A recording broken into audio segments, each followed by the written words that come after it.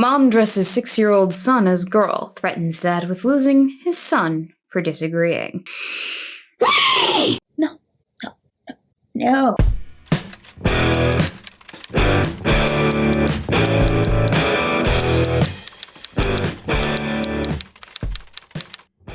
You have been warned. Let the demonetization process begin! 6-year-old under his mom's care in Dallas, Texas, James obediently lives as a trans girl named Luna. But given the choice when he's with his dad, he's all boy. His sex at birth. Yes, this is exactly how I want to be rounding out my 2018. With bullshit.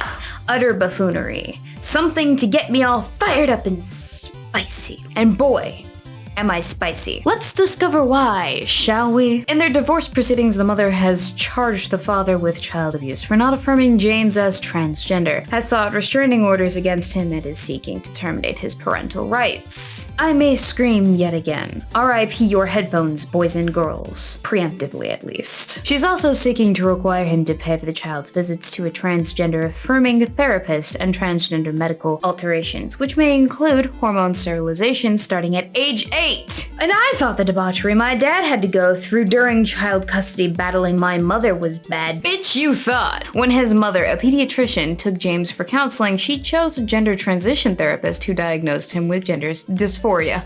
What could possibly be wrong with going to a gender transition therapist for therapy? General therapy, that is. That doesn't denote an air of already pre-made conclusions at all whatsoever. Not even a little bit, boys and girls. A mistake. A mistake. Humanity was a mistake. Stop the crazy train. I want to get off this ride, please and thank you. The criteria for a diagnosis of childhood gender dysphoria are that a child be persistent, consistent, and insistent about being the opposite sex. James's mom is all in on the diagnosis of gender dysphoria and assisting with social transition. She used the name Luna to enroll him as a girl in 1st grade and provides only female clothes. That doesn't sound like she's giving him much of a choice whatsoever, but let's continue. This is why you let your daughters play with dolls as children. Ladies and gentlemen, this is why they get the crazy, fantastical delusions out of their system while they're young before they have kids, because if they don't, they will dress up Ickle Jimothy as a girl and confuse the fuck out of him for the rest of his life, because that's what's going to happen. Dad isn't seeing signs of gender dysphoria at home. James appears to be a normal boy and doesn't identify as a girl. He has a choice of boy or girl's clothes there, and he chooses to dress as a boy.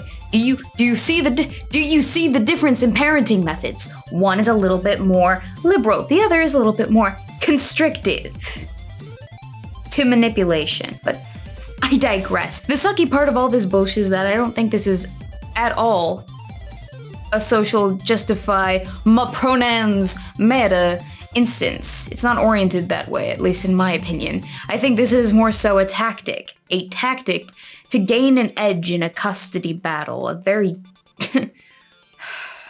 ugly one at that. I've had my fair share of exposure to the dirty plays that parents will subject them and their children to in such an instance, and let me tell you people, parents absolutely play dirty. Especially when it comes to their kids. Whether it's to the detriment of said kids or not, they fight dirty. Transition therapist has observed that James is not consistent, insistent, or persistent in the desire to become Luna. For example, a dossier filed with the Dallas court says that under the skilled eyes of the therapist, the child was presented 2 pieces of paper, one with the word James and the other with the word Luna, and asked to pick the name he preferred. When the appointment only included his mother, James selected Luna, the name and gender he used at his mother's home and in his 1st grade classroom. When the appointment was only with his father, however, James pointed to the boy named James, not the girl name. Whatever can be concluded from such information? I wonder, whatever can we speculate? The court prohibits dad from dressing James as a boy or from teaching him that he is a boy by sharing religious or science-based teachings on sexuality. I have a lot of respect for the US justice court system for the most part. It has its flaws, I will say, certainly, and it can absolutely be improved upon in certain aspects, obviously. But the one system that I cannot stand, and this is probably something that stems from my 12 plus years of court-imposed regulations on my day-to-day schedule, I hate the family court system with a burning passion. In the 12 years that my parents were bickering over childcare and scheduling in the courts, I saw the judge who decided my fate all of one time, and that was because me, insisted upon it. Let me just say this, the family court system is 12 degrees of fucketry every which way, because everyone has an opinion about what needs to be done with these helpless little children who never know any better. Never know any better.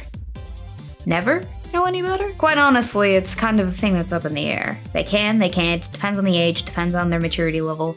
I certainly knew a little bit more than your average 8-year-old at the time, because I actually lived with both of my parents on and off every other day, switching. It was bad schedule, let me just say that. The therapist knows best, the guardian ad litem knows best, the parents, the judge, the doctors, your mother-in-law, your second cousin twice removed knows best.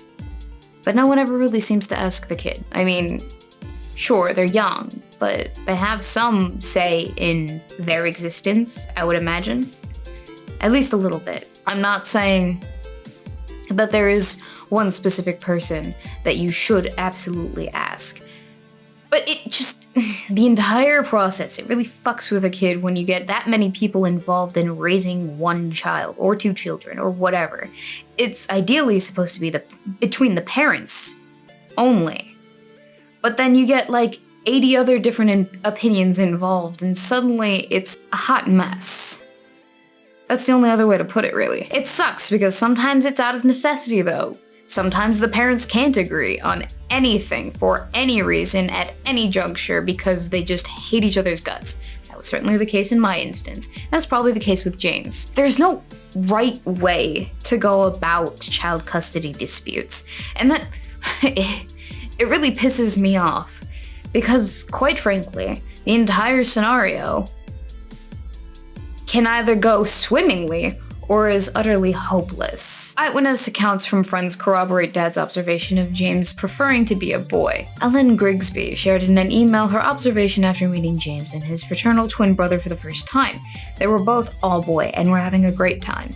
Both boys were absolutely dressed as boys and behaving as boys. Overwhelmingly, the evidence that I have seen based on this article, which you can find linked in the description down below, has been such that the boy is not genuinely transgender. Witness accounts, testimony of the therapist himself, it should all be pretty self-explanatory, you think.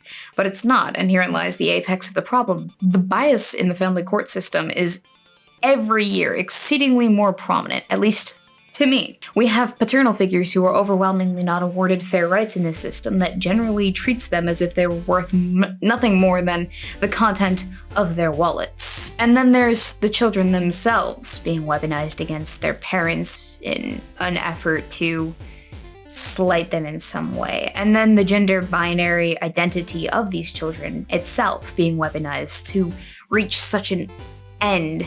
And that, quite honestly, is despicable to me. I have very little respect for people who impose their own agendas on children, any children, their own or others, whether that be a political agenda or simply just a vendetta against the other parental counterpart. Or, hell, to even make big dollar sign monies with their children. It's despicable to me. If you use your children to meet an end, you are a garbage human being, full stop. And that's all I have to say on the matter. Stop using children. If you like what I'm doing here, feel free to check out the links in the description to my Amazon, Patreon, and Teespring store. If maybe you don't like me that much, that's totally cool. You can like, comment, share, and subscribe for more. Also, don't forget to hit that bell so you actually get notified because YouTube hates everyone. Go figure. Now, if you want to see more of me in maybe a different capacity, I do an RPG-esque stream show every Monday night from 8 to 10 p.m. Eastern Standard Time on my GOG of Morscar's channel called Side Quest, and a bi-weekly stream about the news with segments for advice, call-ins, fanfiction read-throughs, and more Sundays and Wednesdays from 7:30 to 9 p.m. Eastern Standard Time on Some Dumb Americans channel called Two Girls, One Stream. Links to both of their channels down below.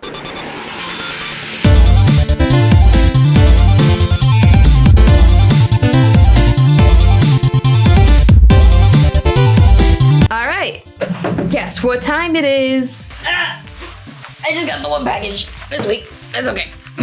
Now we can open shit up. How the frick?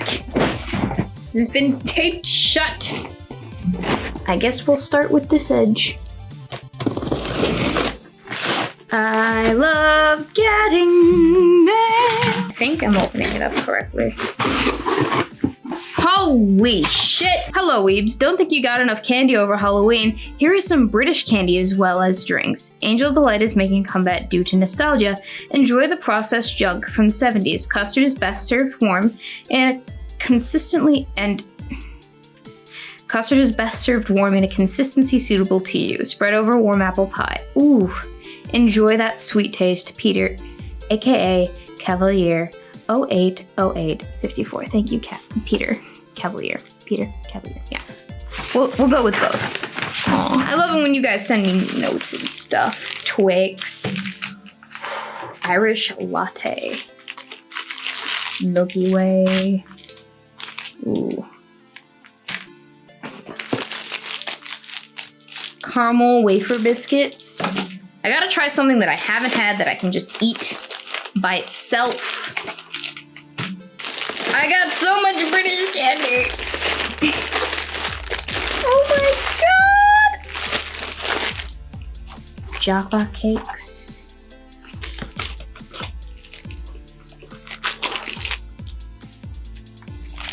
What are these? I don't know what. There's so many decisions I have yet to make. Instant custard. Oh my gosh. Fruity pastilles. Fruity pastils. Turkish Delight. Ooh. I'm gonna try the Turkish Delight. Wait. Yes. Yes. Oh, fuck yeah. Fuck yes. Fries Turkish Delight. I'm excited. I'm nervous. I'm excited. I really like Turkish Delight. I really like the powder stuff, and I'm finding out that I really like the chocolate stuff too. So,